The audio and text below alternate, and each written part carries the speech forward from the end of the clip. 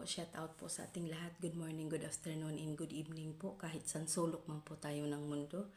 At ngayon po, nagbabalik ang inyong lingkod sa 26 TV ngayon at mayroon po tayong reaction video. Ayan, patungkol nga po dito kay Sangkay Lods na about po dito sa sinasabi po ni Kalinga Prab na alam kong late na po. Pero ngayon lang ako nakarinig kasi yung kumpletong reaction video niya patungkol dito at dito nga ay mapapakinggan po natin yung short video na kinuha ko po sa kanyang reaction video. At syempre po syempre bago tayo magsimula, ayan. At isang mapagpalang araw po sa ating ama ng Kalingap, Kuya Bal Santos Matubang, Ate Edna Kalinga Prab, Miss Jack Matubang at sa mga sponsor, shout out, God bless more.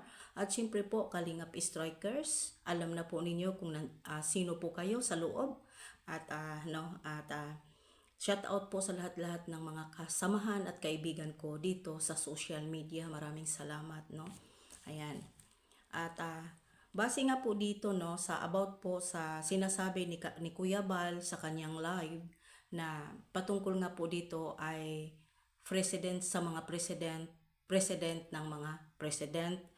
Kumbaga po ang pinaka-main president dito si Presbyrador dahil tulad nga po ng sinasabi ni Kuya Bal ay tawag nito kung mayroon kayong mga problema, itawag niyo po kay Presbyrador dahil siya po ay busy.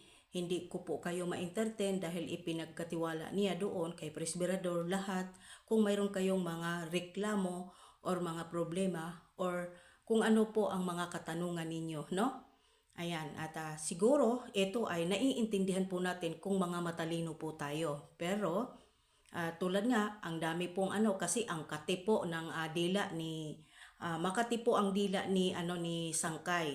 Ayan, patungkol nga po dito sa pag-comment ni Kalinga Prab doon sa live kung saan nandoon po si Kalinga Prab nanonood kay Kuya July Paunel, Ayan, nag-comment nga po siya doon na ninong at mga kalinga pa ba ito, si Jubilito at si Sangkay. Pero ayaw ko nang anuhin po si Jubilito dahil okay naman tayo dyan.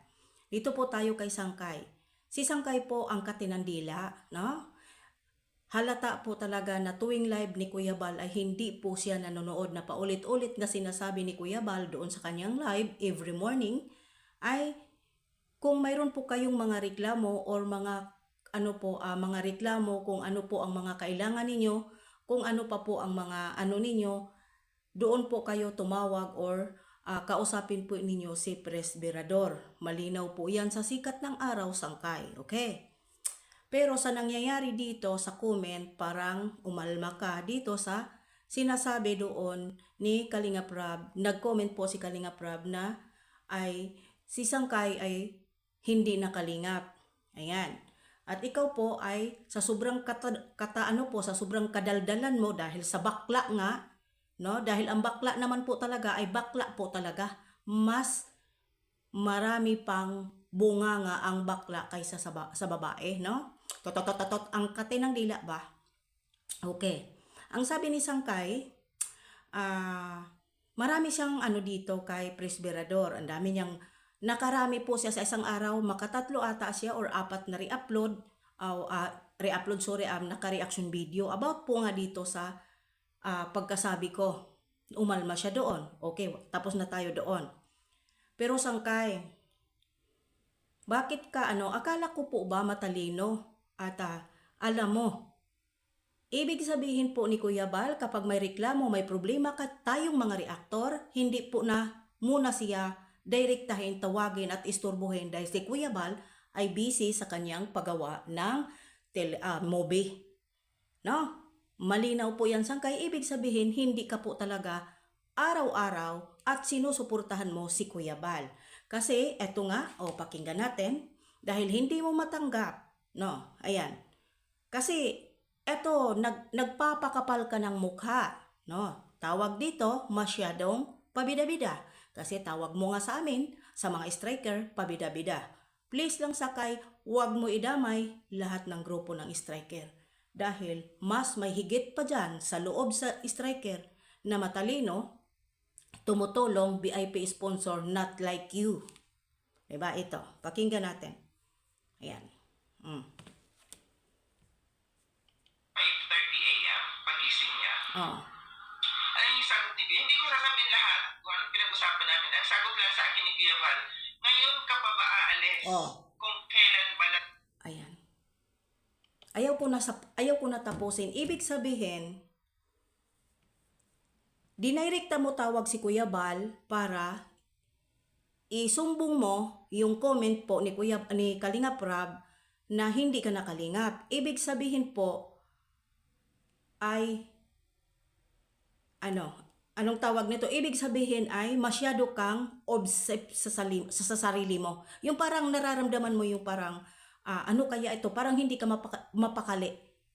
'Di ba? Parang hindi ka mapakali. 'Di ba? Kaya dinirekta mo. Sino ngayon sa atin ang bastos? Dahil hindi mo nirerespeto nga si Kalingap Rab, hindi mo na nga nirerespeto yung pakiusap ni Kuya Bal na kapag may mga problema ang mga reaktor o reklamo, tawagan po si Presbyrador. Tama ba?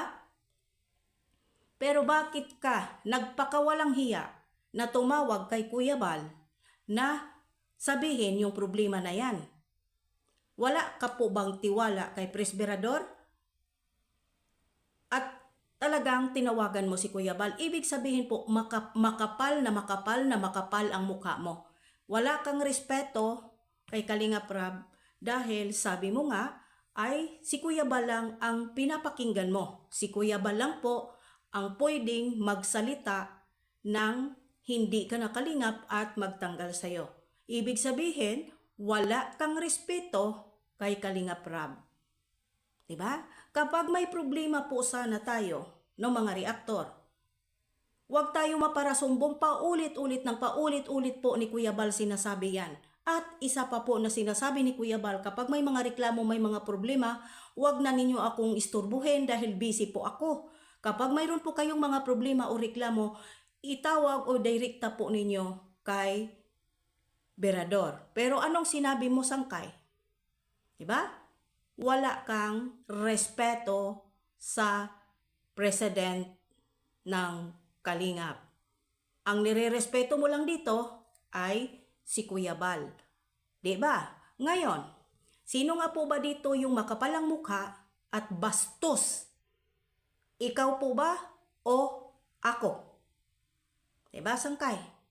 Kasi malinaw pa sa sikat ng araw na sinabi pa ulit-ulit, every morning po na live ni Kuya Bal, sinasabi niya yan. Kapag may mga problema ang mga reaktor, wag na ninyo akong i-directa o tawagan dahil busy po ako sa kanya pong movie.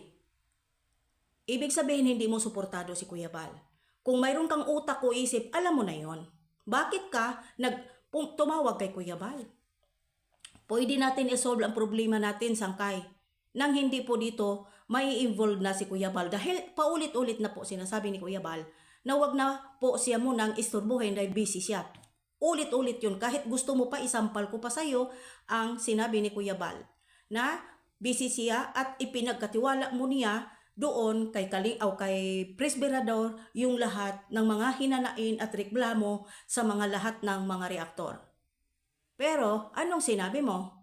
Hindi mo ginalang ang president ng Kalingap na si Presbyrador. Ibig sabihin, isa lang ang nirerespeto mo at pinapaniwalaan mo, si Kalingap Rab o si Kuya Bal Sorcerer.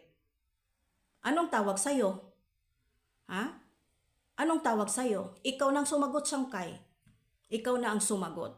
Diba? Hindi ka mapapansin ni Kalingap Rab sa buong mga kasamahan ng mga Kalingap reactor or sa mga supporters kung hindi ka matatawag na traitor balingbing. Si Kuya Bal, alam natin, hindi po talaga yan nagpapaalis. Maliban na lang siguro doon kay Marilyn Tiang. Talagang tinanggal po niya. Pero alam po natin sa sarili natin kung mayroon po ba tayo na respeto sa mag-ama. Diba? Yan lang po ang masasabi ko, Sangkay, kasi parang mayroon akong hindi nagustuhan. Hindi kita kinokorek. Bastos ka. Diba? Hindi mo ginagalang ang respeto po na sinasabi po ni Kuya Bal. Direkta kang tumawag, siyempre sasagutin ka. Siyempre, alam mo na kung matalino ka. Ang matatawag ko sa iyo, Sangkay, bobo. Yan lang po ang matatawag ko dahil wala kang respeto kay Kalinga Prab. Hindi mo nire-respeto yung president ng mga president dito sa Kalingap na si Presbyrador. Ibig sabihin, every morning, binabaliwala mo ang pakiusap ni Kuya Bal sa kanyang live. Hindi mo pinapanood. Yan po, real talk. Ang gusto mo lang ay for the views na ampunin ng lahat ng mga supporters na galit sa Kalingap at syempre po yung mga sponsor ng galit sa Kalingap, dyan ka magaling. Okay? Peace lang tayo, Sangkay. Balik ko lang sa iyo. Dahil hindi ka rin perpekto na tao, kaya wag kang talinuhan dyan at wag mong ikurik at wag kang magbantay ng mga kasamahan mong reaktor para pagkikitaan mo. Ha? Okay, hanggang dito na lang. Maraming salamat po sa lahat. God bless and maayong gabi dyan sa maayong buntag dyan sa Pilipinas. God bless.